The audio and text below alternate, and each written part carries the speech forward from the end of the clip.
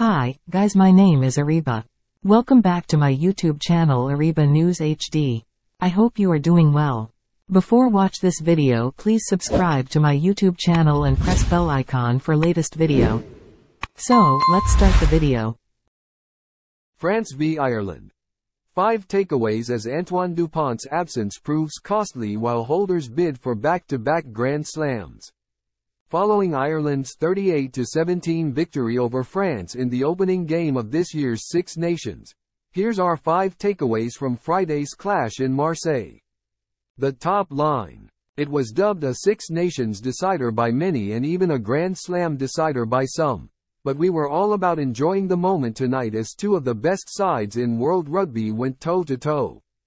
Granted, Les Blues were way off that standard, but for Ireland this was a memorable win that gives them a great springboard in 2024. Andy Farrell said pre-game there were no Rugby World Cup ghosts to banish, and it does feel like it is very much business as usual for the Irish as they look to continue the progress they made for a significant chunk of 2023. The core of the side remains, but it has been given an injection of youth that took their chance. Hats off to the fresher faces in the form of Jack Crowley, Joe McCarthy and Calvin Nash, who grabbed their opportunity as Ireland put in a statement performance that proved their psyche has not been impacted by that quarter-final loss to New Zealand. Ireland are back, if they were ever away, and look better than ever. Paul Willems can have no complaints. The Les Blues lock was lucky to return to the field after his yellow card remained yellow early in the match, this after he made contact with the head of Ireland prop Andrew Porter. The Irishman required treatment and a subsequent head injury assessment and fortunately returned whilst Willems was sitting in the bin. After the France second row was spared an upgrade to his punishment, with a drop in height saving him, one would have thought he would have kept his powder dry thereafter in Marseille. That wasn't the case for French fans as Willems would commit a similar indiscretion on Caelan Doris 20 minutes later, leaving referee Carl Dixon with no alternative but to show him his second yellow card that turned into red and France with a mountain to climb that was ultimately too great.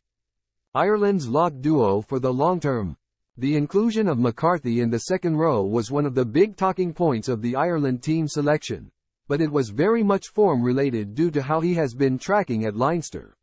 McCarthy is proving to be the complete tight head lock as he boasts incredible power in the set piece and around the field with his carries, and that was evident on Friday as he gave the Irish go-forward time and again, blending perfectly with the mobile and skillful Tadhg Beirne in the engine room.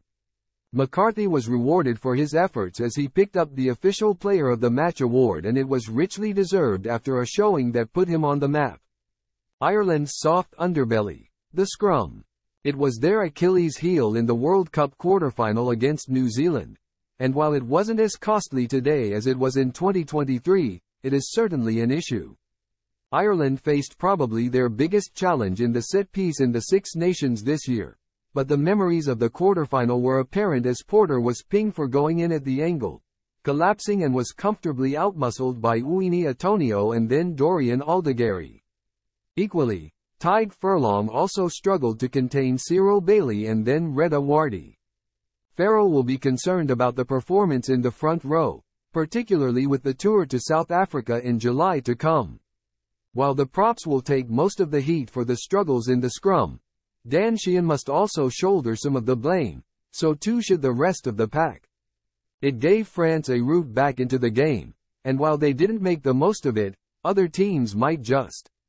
France's defense fails and lacked Dupont's spark. If Sean Edwards had any hair before kick-off, he would have ripped it all out by half-time as Ireland managed to punch holes through the middle of France's defense. Sacrilege at this level. It was an uncommon sight for an Edwards-led defense, and while Ireland can take a lot of credit for how effective they were in creating and taking gaps, much was down to sheer laziness, disorganization and lack of enthusiasm from the French players who looked knackered far too early in the game. Beirne's score was a clear indication of this as he galloped through a gap created by Jonathan Danty and Pito Mabaka due to the lack of folding and alignment from the Les Blues defense.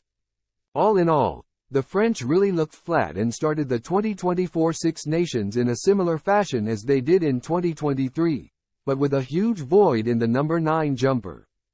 Maxime Lucu is stellar in his own right, but today, France needed their main talisman, Antoine Dupont, to give his side a lift.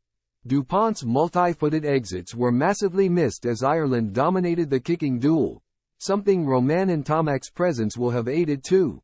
While Lucu and his replacement Nolan Le Garrec just didn't have that attacking spark France usually get from Dupont to inspire a comeback.